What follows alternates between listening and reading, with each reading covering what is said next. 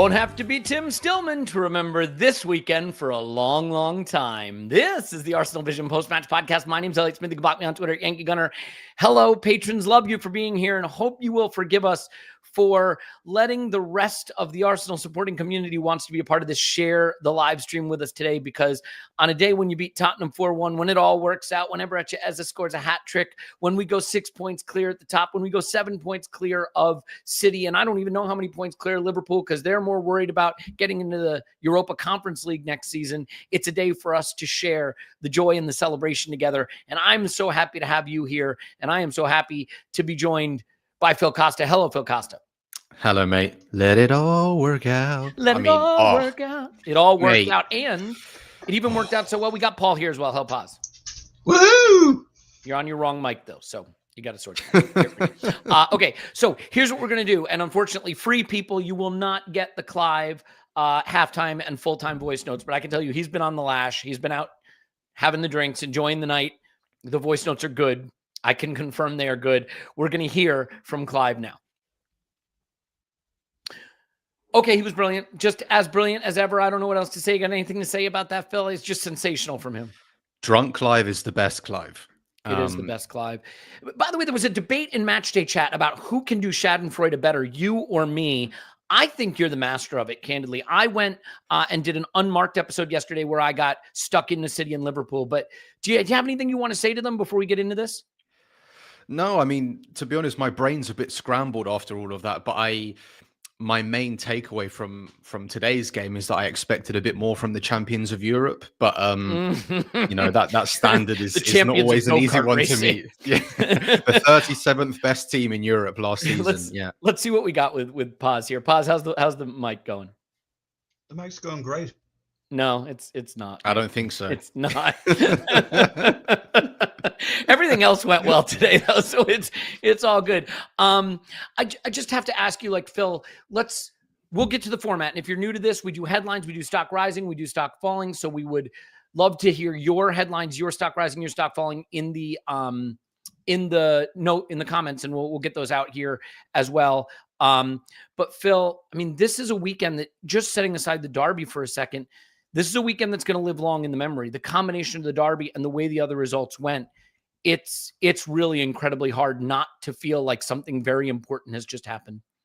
No, definitely. I think when you do have aspirations of winning a title, you need a weekend like this or a moment like this that really gets you on your way. And for so long, for like the last 2 years, it's been that incessant pressure from City. It's been injuries. It's been red cards. Every week seemed like something else was out there trying to stop us from doing what we're so desperate to do.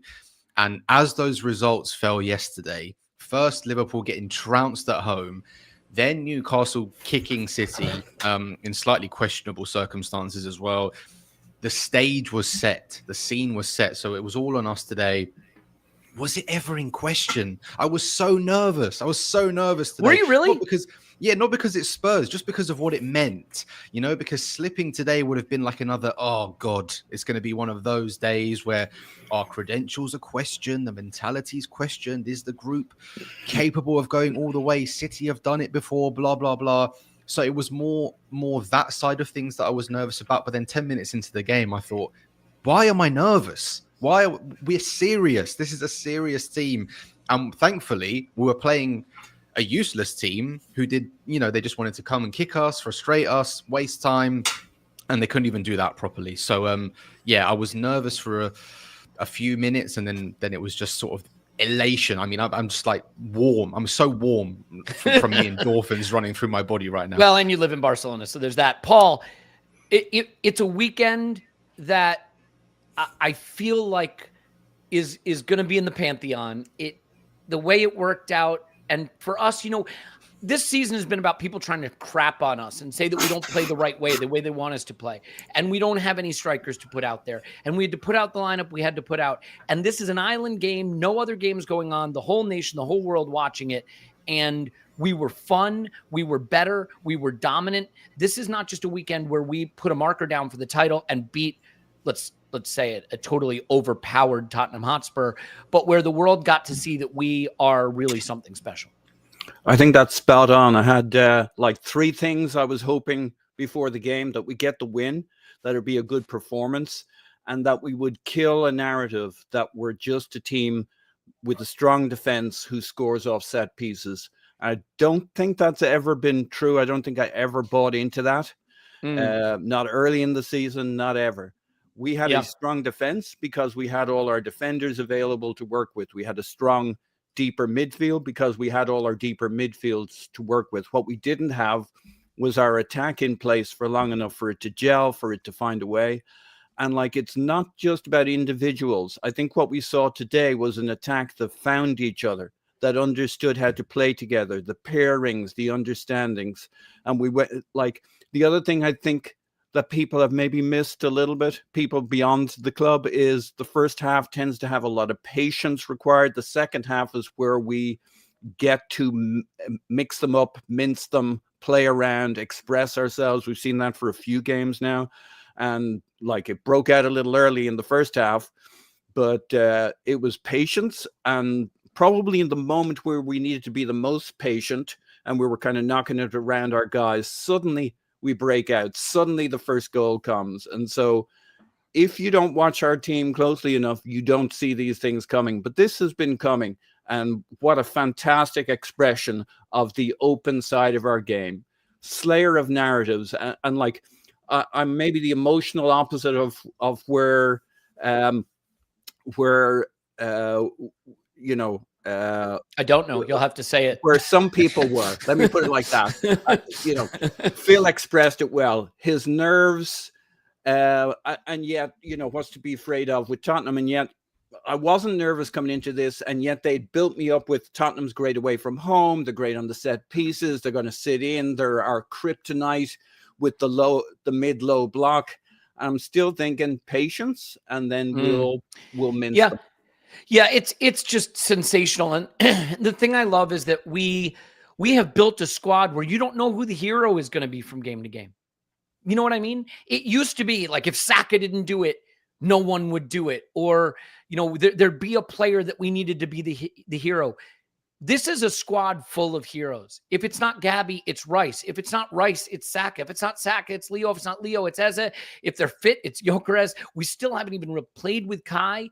We haven't really had Nani Madueke. He got to get on today. It was great to see him get back. You can bring in a guy like Nkapie, and okay, he didn't have much to do because Tottenham, I don't know why they bothered showing up, candidly, but they did show up and they didn't trouble him. So it was just one of those beautiful days to see that this group is so together. And you see the way that they're high-fiving each other at full time, the way they stand up for each other and come to each other's defense when Tottenham tried to be all hard and shove some people around after they'd already been embarrassed. This team is together and they will rise to the occasion when they need to. It was so special. I think we should honor the format because there is a format to this show, even though it may not be so obvious at the moment. But I think before we honor the format, we should just make sure to emphasize how big a massacre this was. They had 3 shots worth 0.07 expected goals. Too bad I'm not using the FBref website because they only go to 1 decimal place. So it would be, well, I guess they'd round it up to 0.1. We had 1.88 on 17 shots. This could have been a bigger massacre.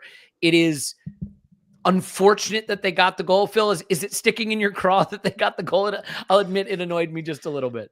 That's how people score against Arsenal these days. It has to be from a mistake or a freak effort because we don't give anything else away. I mean, I could see that move developing as well, where Zubimendi was just hanging onto the ball a little bit long, and then Palhinha was coming from his blind side. But I mean, as much as I hate to say it, because I think Richarlison's like a jumped up freak who's more interested in scrapping than actually playing football most of the time, let alone when he plays against Arsenal. But it's an incredible goal. It is a really good goal. But it just felt so unnecessary in the moment because Spurs were miles away from us, you know, the whole game. And even if I was never scared about them coming back into it, it just, you know, made the next 5 or 10 minutes a little bit nervy. But realistically, they were never going to mount any kind of comeback. So maybe if that doesn't happen, we don't get, well, probably if that doesn't happen, we don't get the Eze hat trick. We don't have to up our game after that goal. So you know, I'll I take it. can live with that perspective. By the way, at halftime, Spurs had 30% of the ball and 0 shots. Like there genuinely was no reason for them to bother showing up. It just an incredible dominant performance from a Spurs team that showed up with one goal in mind from their lineup, which was to try to nullify us. And good luck, mate. I will mention the table. Arsenal sit top, 9 wins, 2 draws, 1 loss. 24 goals for, 6 goals conceded. Should be 5, but whatever. Plus 18 goal differences, 6 better than the next best. 4 better than City, 6 best than Chelsea. We are currently 6 points up on Chelsea, 7 points up on City, and Liverpool are on the screen somewhere, and they are, 11 points back and minus 2 goal difference. And I mean, Ange Postecoglou to Liverpool, Arne Slot to Spurs. Who says no? Not me. That's for sure. Okay, let's get into the format. And Phil, I will let you hit it. What is your headline from Arsenal 4, Tottenham 1? There were so many swirling through my head, but I think it's going to be a bit more of a blanket statement, and I'll just say quality always wins. Because the gulf between the two teams today was huge, massive. I mean, really, I know what Spurs tried to do. They tried to come today. They were already playing the Terrorismo back 5, back 3 formation, and we heard the whispers about it before the game. The lineup was leaked comically early, but they tried to come here. They tried to kick us. They tried to frustrate us. They tried to deny all of that space in front of the central areas and said, go on, if you want to go wide, we've got Doggy there and Spence there. And they had no intention of playing football. They had no intention of coming to play us today. I mean, it was embarrassing, actually. And I know there's different ways to do it. Ange would have come another way. Nuno comes another way. Conte comes another way. But they were awful.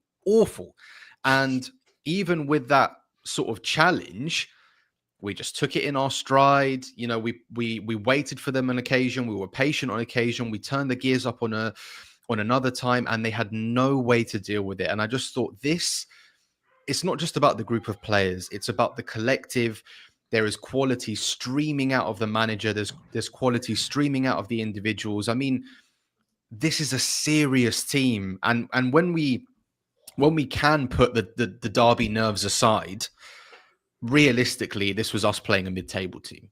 It was just Spurs and the derby in name and in nature, but realistically, in terms of the quality of both teams, they're shit. They're absolutely shit. And how they turned up today was embarrassing. I'd genuinely be embarrassed if we went anywhere like that. So, hey Phil, I just checked the pass maps they do after the game. They don't have one. They have 11. They're still circles. Green. Yeah, they got 11 circles, no lines. No lines, all circles. Yeah, are the arrows working on this one? Yeah. No. Big hello to Arsenal royalty, Hand of Arsenal in the chat, showing up to give some love. So love to see that. If he wants to break any news for us about how now Antoine Semenyo is playing the song "Let It All Work Out" on his iPhone in his headset right now. This is special. I got a headline queued up, but it's not my turn. So, Paul, I will let you take your headline. What do you got? I got 2 great headlines, but I'm going to go with one because those are the rules. Ebereche, the movie. The plot was corny as shit. We should have known it was coming. I mean, he does the interview with Idris Elba. That's available on the .com just before this, so we know who's going to play him in the movie. This was, I mean, just set up for it. Like the whole story, the narrative, the phone call to Arteta, save me, Mikel, save me. And his celebrations, prayer to the heavens that went on for like 5 minutes. I mean, this guy's dream has been answered. He's at the club. We all wanted to, like, if you could have said, who do you want to score a hat trick today? There's only one answer. Dagger through the heart 3 times for Spurs. I mean, it's just huge occasions. There are more subtle headlines it could have gone with, but like, you just can't go away from this headline. This is the story of the day. This game will never be forgotten, no matter what happens in anybody's in Eze's career and how this particular game will never be forgotten. He lit it up. We lit it up. Open play season. Yeah. I mean, Phil, you have to say, if someone handed you this script and the summary, you would have been like, a little corny. A little corny. Work on that one. I think Paul's right. And the thing about this is, The guy that they wound up getting because they couldn't get Eze is Xavi Simons. And he can't even get into the team for the game because they don't regard him as good enough to play at this level. And then he came on and really just threw his body around more than anything else, took a couple of terrible shots, tried to hurt his countryman Timber, and that's about it. I mean, this as a story, the thing I will take away from it, if we step into real analysis just for a minute, not that it's a day for real analysis, we'll get to that on the main pod, but like, get him more touches around the final third. If you get him touches around the final third, good things happen. He's probably worth a few more goals this season with shots that have been blocked that were really well saved. Today, it all worked out. It did. I mean, are we getting into stock rising territory? No, here? you know what? Let's just do it as a section here, and that gives us access to 3 other stock risings. How about that? Okay, yeah. I mean, for me, that's fine because I've got a lot to say about him. And today you saw the value of this player, right? Because in particular, last season, Arsenal had a few issues, obviously injuries and red cards aside, which hampered the progress of this team. But in terms of the team and what they were missing, what they were lacking, where they could improve, you just put Eze forward and you say, here's how you improve. Because what does he do? He dribbles and he shoots and he scores. So in terms of a player that we needed, this is like the perfect player to bring in. And, you know, I wrote about this when we first signed him. Arsenal often feel like a Goldilocks team where everything has to be just right, you know, to take a shot on your preferred foot. You need time to settle. You need your body position to be all right. But what we did this summer, we added Eze, 3.5 shots per 90, Madueke, 3.6 shots per 90, and Gyökeres, 4.1 shots per 90. That is about as pointed as your recruitment can get, right? I mean, these guys do not mess around. They have no issues going for goal should those opportunities arise. I mean, there was a stat in the piece that I wrote, and it was those 3 players averaged more shots per game than any other Arsenal player last term and took 356 shots between them alone. Wow. You know, so imagine all of that firepower and risk-taking coming into the team, and we saw it today. Look, it's been bubbling away in the background for a little while now. A performance like this, a few shots haven't quite come off. He's been in and out of games, adapting to this number 10 role the way we need him to play it. But this has been bubbling. I've been feeling it coming, and today just gave him the perfect stage to kind of show those qualities. Obviously, happening against Spurs is so funny. He just does not rate them at all. Some of those celebrations when he was laughing, amazing. Was so good. But you know, when people weren't so sure about him when we signed, where's he going to play, on the left, in the middle? Honestly, who cares? He's going to play because he's good. He will play because he offers this group qualities they are lacking. And for me, why I was so excited to sign him, he's fun. Football is supposed to be fun, and our shape is so good that we can accommodate a maverick without everything falling to pieces. So today was justification for his signing. It was justification for his quality, and a massive middle finger fuck you to these jobbers who had like a tenth of his quality on the pitch today. So in terms of him meeting the script, yes, it was corny, but look, everyone loves a rom-com. It's Christmas. Settle into the holiday, you know? He had 6 shots in this game. Could have scored another one. He could have scored another one. A great Vicario save. He should have had an assist. Rice, you know, a little unlucky not to score that lovely little chip pass early. 3 minutes in, it could have been 1-0, and then could have been a hilarious own goal from the rebound from that. But Paul, I think we should take a minute to celebrate also that he's fully Mikel-pilled now. Because he's pressing and he's recovering the ball. He's doing the things that Mikel is going to call those non-negotiables that we laugh about, but we know they matter. And if you look at him, yes, he completed 3 dribbles. Yes, he took 6 shots. Yes, he created a chance. But the thing that stands out to me, 6 of 8 duels, 4 ball recoveries, right? He was really important in the press because Spurs couldn't get out in the first half. So is that really it, Paul, that he looks now like a very well-rounded Arsenal player as opposed to a mercurial Palace player coming into Arsenal? Yeah, he does. Look, he's not going to bring that same, especially to the eye, the same intensity that you get from, say, an Odegaard in the pressing and the tackling, but he's getting there, right? And a big part of this game was to stress their back line. They were going to be knocking it around the back, then trying to hit it out. And like, he went at it. So he gave us all. He was, as you said, he pressed. He was in for the tackles. I think there's an interesting difference in the tactical setup with how we played with him today that unleashed him. And I think there's now an understanding how Mikel Merino and Eze will play together, because it was actually Eze so often who was at the 9 spot or threatening their back line. If you look at the first 2 goals, the cluster of 3 players in front of the penalty spot waiting for something to come their way was Trossard, Eze, and Saka. And the second time around, it was Trossard, Zubimendi, and Saka. So we got access to those central places.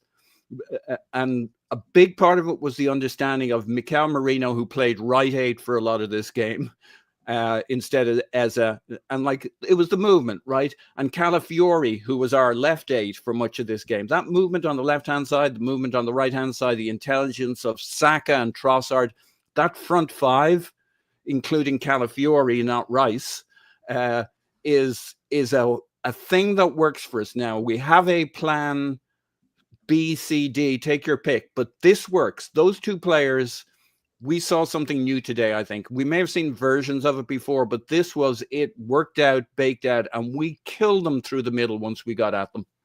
Yeah. I would just say that to both of your points, like, and Phil, I think you nailed it. Yes, he's fun, but if you want to take that a slightly different direction and not just say fun, he is an unpredictable player who can provide output from situations where it might not otherwise be available.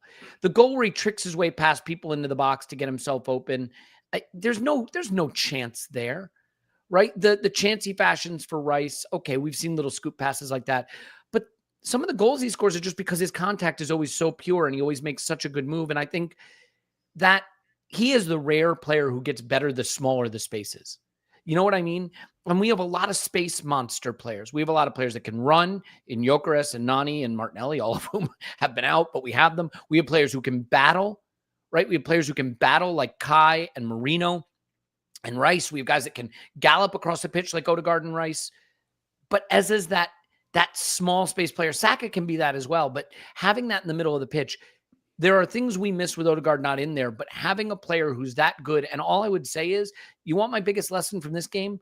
More touches in the final third for Eze, please. Like, find ways for him to get more touches in those zones, because good things are going to happen. And I think we're going to have interesting conversations in the future, because whether you want to call him Sylvain Wiltord or Freddie Ljungberg, Leo is having the kind of season that you need to have from a player you weren't expecting to win a title. He's not going to want to give that position up, and Odegaard's not going to want to lose his position, and you can't take Eze out after a hat trick in the derby. So yeah, I think it's so much fun to have a player like this. Let's get my headline in, and we'll scoop ahead to the stocks rising, and of course the stocks falling, which we are not going to miss today. That's a very important section. We're going to make sure to do it. So my headline is, put it in the Pantheon.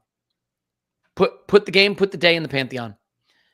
From the title seasons of years ago, the derbies wind up being pretty memorable. Sometimes we've won the league at Tottenham. I'm not sure if you know that, but we did a song about it. The derbies wind up being pretty memorable every season, especially when they go like this. But on a weekend when Liverpool and City lost, on a weekend when we played the lone late game on the Sunday, under the lights at the Emirates against the hated rival, and our guy who spurned them at the 11th hour, seemingly impossibly, it was done. And he comes to us and he scores one of the few hat tricks in derby history against Tottenham on a day to give us a 7-point lead over City, a 6-point lead over Chelsea, and propel us into a very favorable position for the season ahead.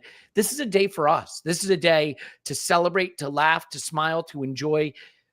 A weekend where everything went exactly how we need it. It's a big week. It's Spurs, it's Bayern, it's Chelsea.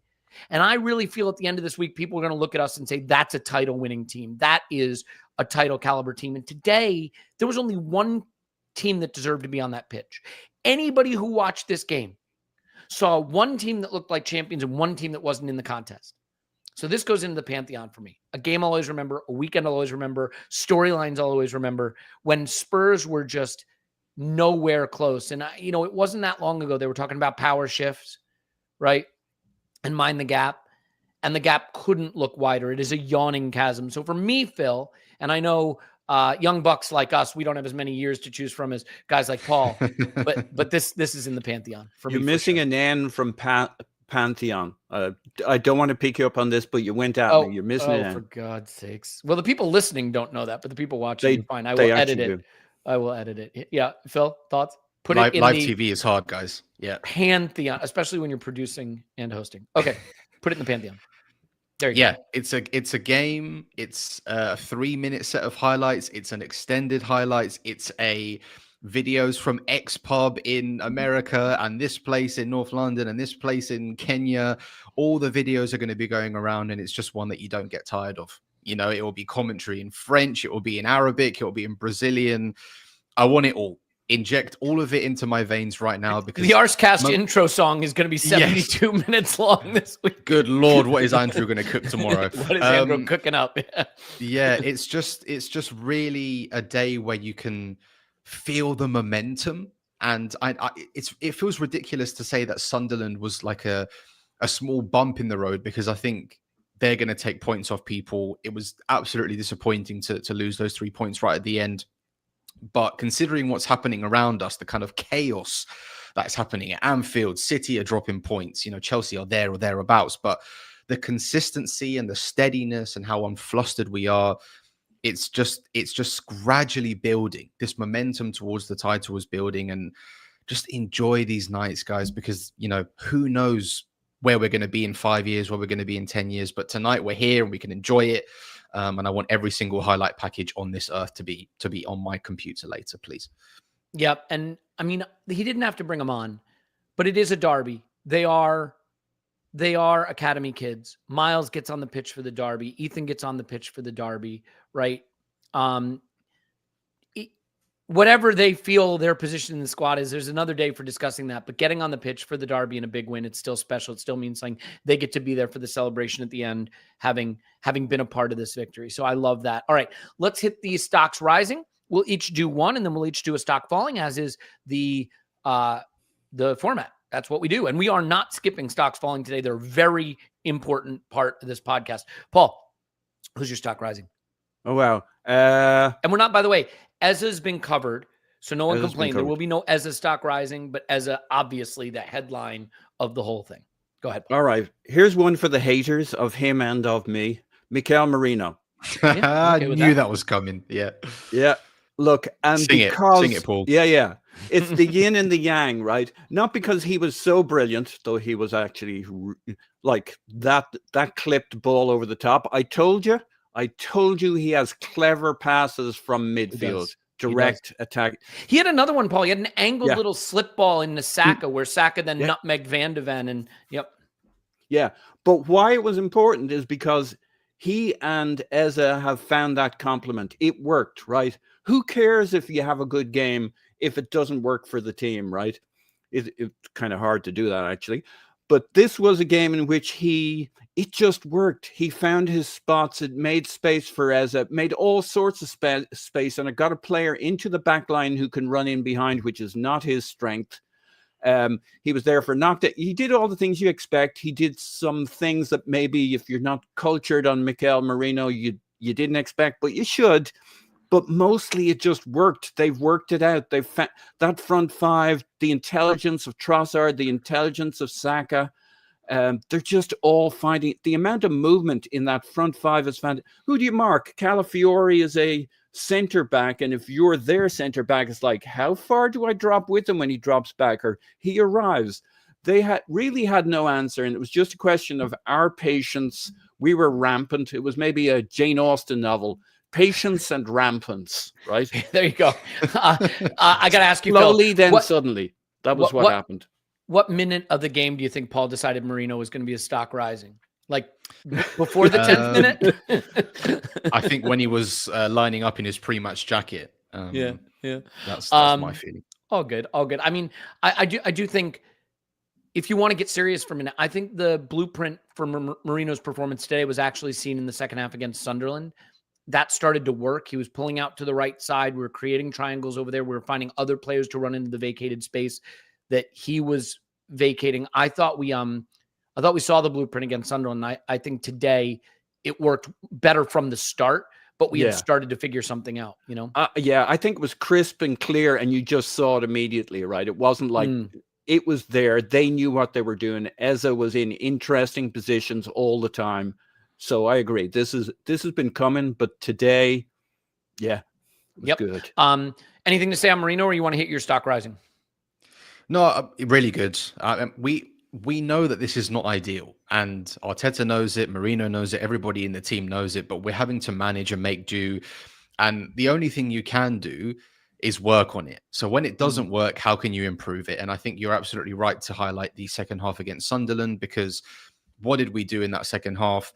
He was going closer to Saka on the right-hand side, and we were getting Eza closer to goal. And what did we see today? Those two things. So that's all I can ask for, really. And it shows again that we're switched on when it comes to the coaching side of things. And it should work for Havertz and Eze, right? That's a blueprint. That's where Havertz tends to drift to in the right 8 channel. So this is something we can take forward to make sure that Eze, we don't have the debate of, oh, do we need to play Eze off the wing? This works with him central, with Havertz or with Marino. Yep. So I would just say it's a beautiful thing to see players like Leo having a season like he's having, or Marino making this impact. It is so important that we praise our manager for taking these players who may feel like square pegs in round holes at time and making them look so dominant and so inevitable. Let's face it, this is a derby. Anything can happen in derby. We've seen good Arsenal teams lose derbies. This is a derby where we had no recognized striker, where we did not have players we might regard as first choice options off the left. Maybe, we didn't have our sprinters necessarily. We didn't have our heart and soul, our spiritual leader, Gabriel Magalhaes, the guy who makes our set pieces work, the guy who commands our defensive line. In most seasons, if you had those absences, you'd have an excuse for, if not winning, at least not having a dominant performance. But this performance was dominant. It was dominant with players like Nkapie coming in, and Eza playing the 10, and Leo playing off the left, and Marino playing striker. And that is a testament to the system and the quality of the tactical approach of our manager. And I just think he deserves incredible praise, along with his whole leadership group and his whole coaching group. Jover, obviously, but Heinz as well, who's come in. So kudos to them. Phil, who is your stock rising? Yeah, I hope you're going to say the other one in my mind, but I want to talk about Nkapie. I want to talk about Pierre Nkapie, because I think he is the definition of a stock rising in terms of how we do it on the podcast, because his stock rose. And there was a lot of debate pre-game about whether it was going to be him or Mosquera. People were speaking about Mosquera. Obviously, he had the familiarity in the team. He's played at Anfield. He's played very well away from home on a few different occasions. He's got more of a standing in the team at this current time, mostly through injury, because Nkapie hasn't been available. But also, I would say he's a more natural centre-back, and him slotting in on the left-hand side would be no issue. He's played there a lot for Valencia. But I just had a feeling about Nkapie today, and the way Mikel talks about him, we have a bit of aggression, a bit of tenacity, a bit of South American defensive flair for a game like this. And I thought his introduction or his position in the team was completely justified afterwards. And I thought in particular how he plays the game with a front-footedness, with a tenacity. He really helped us squeeze the game in that first half, because let's be honest, Richarlison kept drifting over to him and he was getting nothing. I mean, 3 out of 3 aerial duels won. He's quick across the ground. He can step into midfield if we need him to do that. Every time the ball was going long, it just went boink, back to Zubimendi, boink, back to Declan Rice. And I thought, who is that winning all these headers? It was Nkapie. And this is someone who can play at left back, left wing back. Maybe there were some questions about, do we even need him in the summer? Well, quite obviously we do. And in terms of what we really lack with Gabriel, I mean, the list is 100 points long, right? He's our emotional leader. He's an absolute force in both boxes when it comes to set pieces, heading missiles away. But more importantly, it's just a vibe that you get from him, that he's going to put his head where it hurts, that he's going to block shots that you need to be blocked in the defensive third. He has an aura about him in these games. There's an aggression, there's a speed at which he wants things done, an urgency. And the way he slotted into arguably the most difficult game, not in terms of the opponents, as we've mentioned before, but in terms of how you need to manage your emotions. You know, everything is about this game. The North London derby at home, it's the biggest game we'll play at home. And the way he just settled in seamlessly was so impressive, having gone to Ecuador during the international break, played very well for them. I was so impressed, and I thought he played a big role today in how we were able to squeeze Spurs in that first half. So 10 out of 10, top marks from me today. And look, that's another option. So yeah, good to discover that on a day like today. Paul, you want to say anything about him before I get my stock rising? Yeah, quickly. Like, I thought there was a good chance Mosquera would start ahead of him. On the other hand, I had the voice, and like Mosquera, he's played, he's looked good, but you have the voice. Hang on, this is why we got him, right? This game. Would Arteta trust him? I think Arteta has to look Hincapié in the face and say, well, this is why I bought you. This game, this situation. He's stepped up. Another narrative killer, right? All the stuff about Gabriel that we were going to hear after this game, if we struggled, if this, if that. Like, on the attack, open play is the answer to we don't have Gabriel for set pieces. On defense, Hincapié's performance was perfect, peerless. Okay, he didn't have that much to do, but he snuffed everything out. You wouldn't know. The eye test does not go to your center backs in this game. Very well integrated, nice passing. You know, didn't have a huge amount to do, but let's not understate one of the reasons he didn't have a lot to do is because our defense worked, our midfield worked, everything worked. It was a flawless introduction of Hincapié in a major game. Yeah, sensational. Okay, I got to hit my stock rising, and see, we did this brilliantly. Phil, I got you, because we did it as a headline. Mm-hmm. Nice. I knew there might be a wild card. Marino, obviously, I knew Paz was going there. Phil, I didn't know you were going Hincapié, but this is the beautiful thing: we have room to get to Leo. Yeah. Yes, he deserves it. Leo Trossard, you absolute effing hero. So damn good. So good. So unselfish. So hardworking. So important in the clutch moments. So capable of perfect delivery and great execution. To find the back of the net, and I realized there was a deflection, but from the way he has to pirouette and turn from that chip ball, that is sensational work. But the number of times we hit it long to him, and Jed Spence couldn't do anything about it. It was Spence on his side, right? Am I having a senior moment? Yeah, Jed Spence. Yeah. Like, he made Spence look bad. And by the way, a Jed Spence who for some reason is starting at left back for England over like Miles. Okay. Stock falling, the Jed Spence penitentiary. Yeah, the Jed Spence penitentiary. All the inmates escaped today, mug. It's like Bane showed up and opened the gates. But yeah, I mean, he was winning long balls. He was recovering balls. He was playing really good, accurate balls into the box. He set players up. He scored. He's running all game.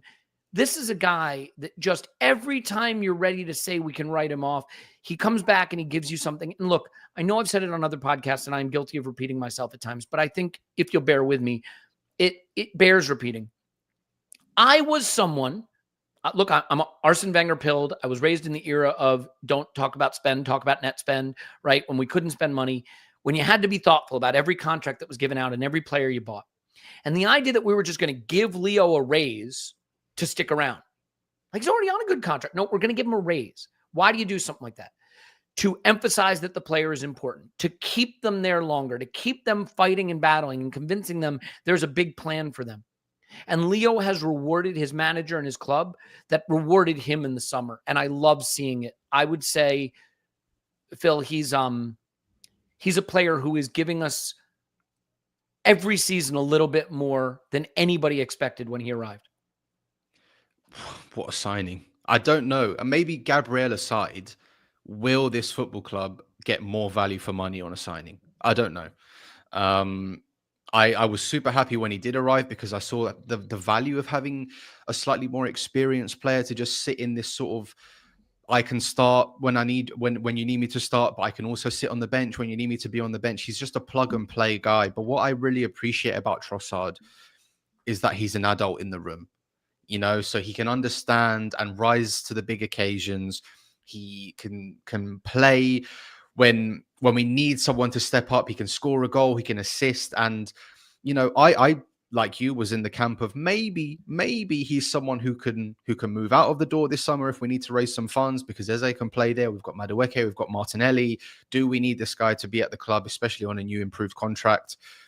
I'm an idiot because he's just proving me wrong every week. So. Look, someone had to say it, right? I am an idiot because every week, and especially over the last maybe 6 weeks, 2 months, he's been unbelievable. He's been genuinely unbelievable. And his return, his end product, I think he is the most productive player since he signed. Is he the most productive Arsenal player since he signed in terms of goals and assists? That's that's absurd. That's mad, you know, and he shouldn't be, but he is. And, you know, big games, he can step up.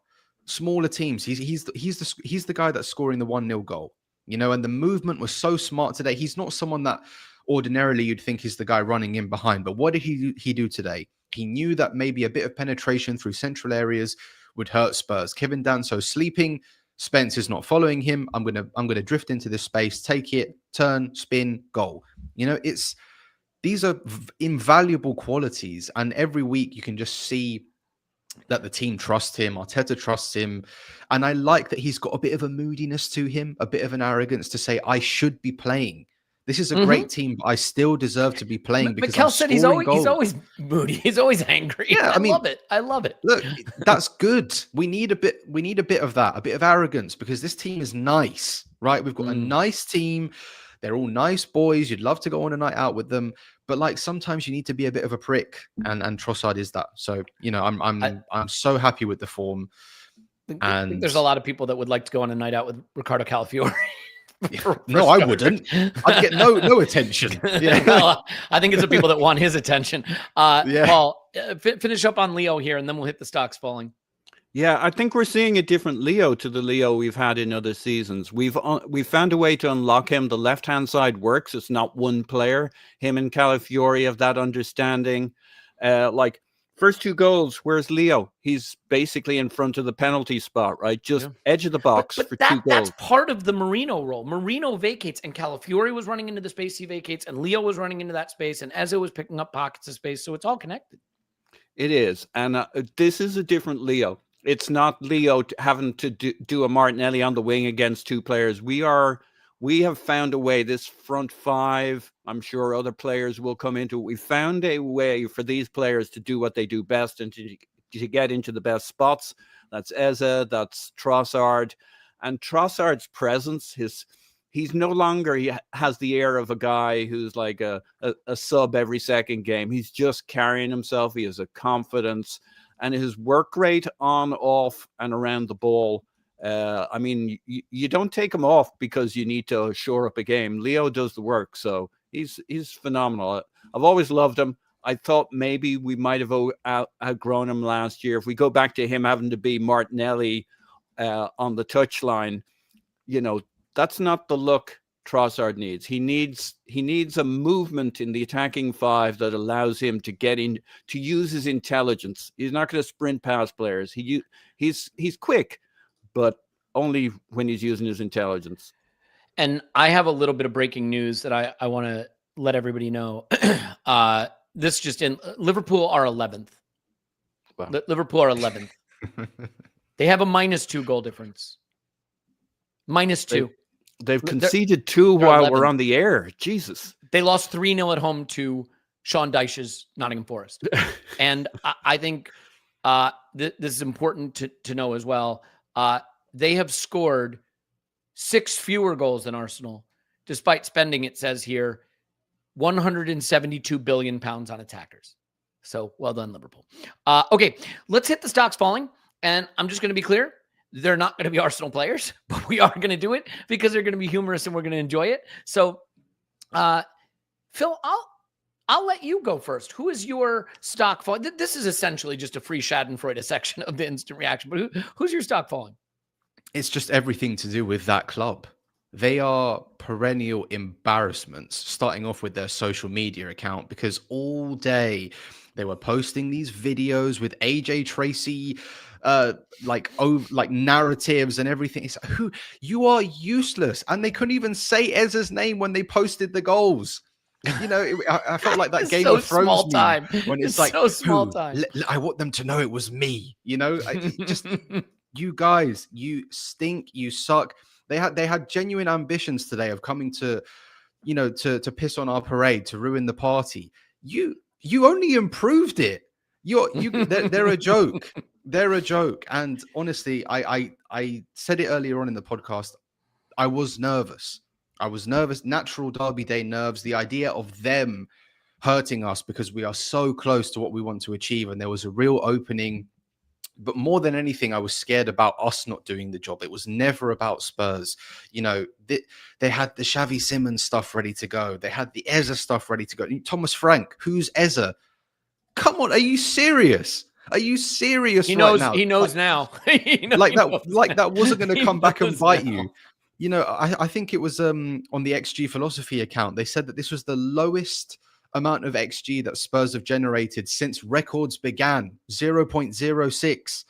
And they only scored because of a freak Richarlison goal that he managed to lob David Raya perfectly from, you know, what was it, 35 yards, 40 yards. I just think they are so embarrassing. And the fact that they're clinging on to what happened 6 months ago, this Europa League win, it just shows you how big the chip on their shoulder actually is, because they have to keep speaking about it, keep relitigating it, even though deep down inside, they know that it's not on par with anything else that we've won or that we could win.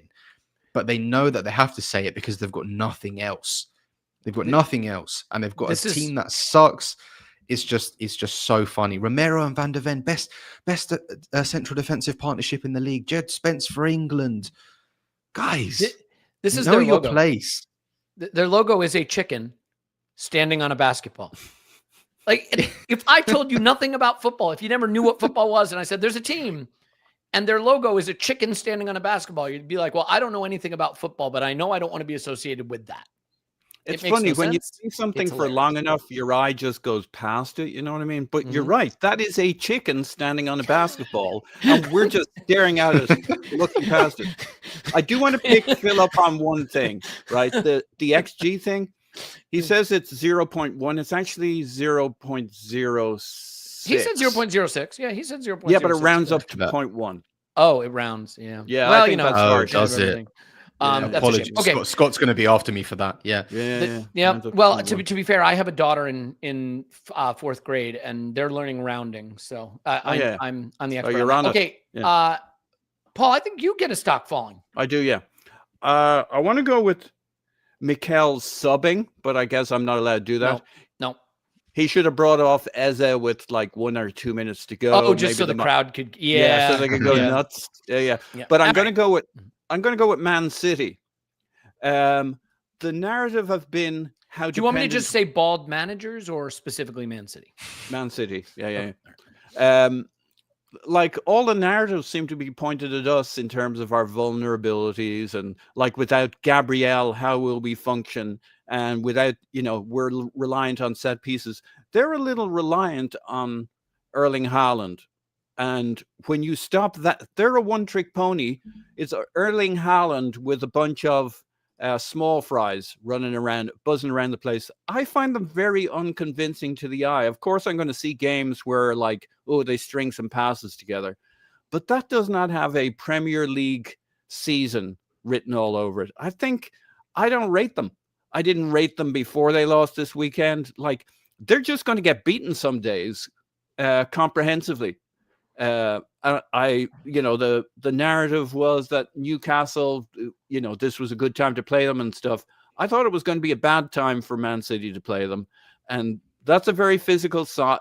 And that gives you a bit of a roadmap for what you do about Man City. Just keep Erling Haaland quiet and see if anybody else can get their shit together. Okay, Doku's a really good player. All right, keep 2 players.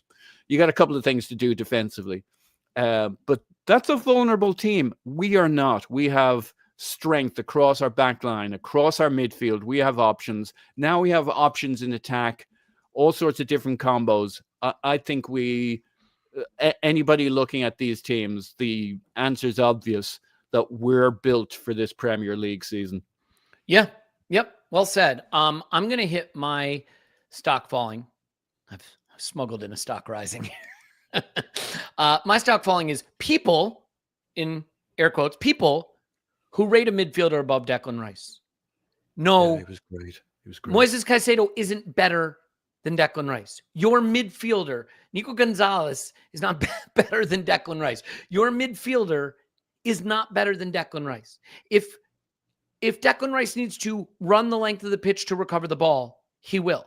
If Declan Rice needs to kick the ball into the back of the net, he will. If he needs to deliver the perfect corner kick, he will. If he needs to chip a ball over the top to create a beautiful assist, he will. If he needs to fire the ball in, first time from the edge of the area, he will. There is no weakness left in Declan Rice's game. He was a very good athlete midfielder when he came from West Ham. He is now the best midfielder in the world, bar none, no exception. There is no aspect of his game, from his carrying to his passing, to his shooting, to his delivery, to his ball recovery, that is not absolutely elite. And he is our £100 million signing. He is the one big time we went big. If you look at the big money signings of the last several seasons, they have not necessarily panned out. There's been a lot of mistakes made. Wirtz and Isak come to mind, right? The human toothpick and Florian, it only gets Wirtz. But like Declan Rice, that I'm not going to use the slander name we have for him in Matchday Chat because it's not appropriate, but you can DM me for it. But Phil, we rolled the dice on the biggest spend you can make. It has spectacularly worked out, and his game is as good as you can be. He really just is incredible. And like when he needed to defend his teammates and the little bit of argy-bargy there was, he could. You see what it means to him at the end. There was a huge cuddle between him and Mikel at full time that the cameras captured. He is, and this is why I think captaincy discussion is nonsense. I get why people get into it. I get why people like to have it. It doesn't matter who wears the armband. It doesn't matter that Saka was wearing it today. We love Saka. Of course, he should wear the armband. It doesn't matter if Odegaard puts it on, because we all know that Declan Rice is leading at all ends of the pitch. And he created the most chances in this game today, which is so interesting, right? Like he does a little bit of everything. I think, and I'll double check this before I'll turn it over to you, that he had, let's look, I think in terms of passes into the final third. Yep, he had the most. 10 passes into the final third. Like for anyone who said, was ball progression his thing? It is now. This is an absolute, what's the word I'm looking for? The Real Madrid thing that when they bought all the stars. What's the word I'm looking Galactico. for? He's a Galactico, but he's Arsenal's Galactico. Yeah. We've been on a journey with Declan Rice because he initially on paper looked like all the answers we needed at the 6 position. He was going to come in and anchor our midfield for the next decade. Good age, spent a club record fee on him. English, we were set there. And we weren't sure about this transition to number 8. It wasn't quite working. We'd seen Xhaka sort of elevate his game and get the goals and assists, but it wasn't quite working with Declan Rice. But who do we have now? Who are we watching every week now? It's Patrick Vieira. It's Steven Gerrard. This is an all-action, box-to-box midfielder, a leader, a physical freak. What we're watching with him, I don't understand how he can maintain the levels he plays at all game, just sprinting from back to front, both boxes. I love the little bit of needle he gave Xavi Simons as well on the floor, and then Richarlison came steaming in like, mate, know your place. But yeah. If you have genuine ambitions of winning a Premier League title or a Champions League title, you need a Declan Rice, and we've got him. And I think this week will just serve as extra motivation. We've got Bayern midweek. He'll be going back to Chelsea on the weekend. Bring it on. I'm so pleased we've got him. Yeah, and so let me say, we're going to leave it there. If you want the version with Clive's halftime and full-time thoughts, that will be over on the Patreon. If you use code AVP50, it's a couple of quid and give it a shot. But we're just happy we were able to share this with everyone. I thought a day like today, winning the Derby 4-1 as a hat trick, the going 7 clear City, 6 clear Chelsea, was a day to share with them. So patrons, by the way, hope you don't mind that we made this one free for everyone and that we shared it. Obviously, we just really love and appreciate that you stay with us. And so every once in a while, we like to do this. But the Clive version will be out in about 5 minutes. I loved this. I feel a lot of love for this team and this manager, and collectively all of us. This is a day that goes in the Pantheon for sure. So, Paul, thanks for this one. Woohoo! Yeah, woohoo indeed. Phil, great job. Love you, man. Nice job. Pleasure. Let it all work out. Let it all work out. It did on this day, and it certainly feels like this season it is going that way. And now we get to test ourselves against Bayern, which will be a lot of fun. So we'll see what that means, but we can leave it there. Hope you enjoyed it, everyone. Now go consume all the media, all the social media, all the articles, all the videos. Consume it all. We'll be back with the main pod tomorrow. We love you, and we will talk to you after Arsenal 10. Bayern 0.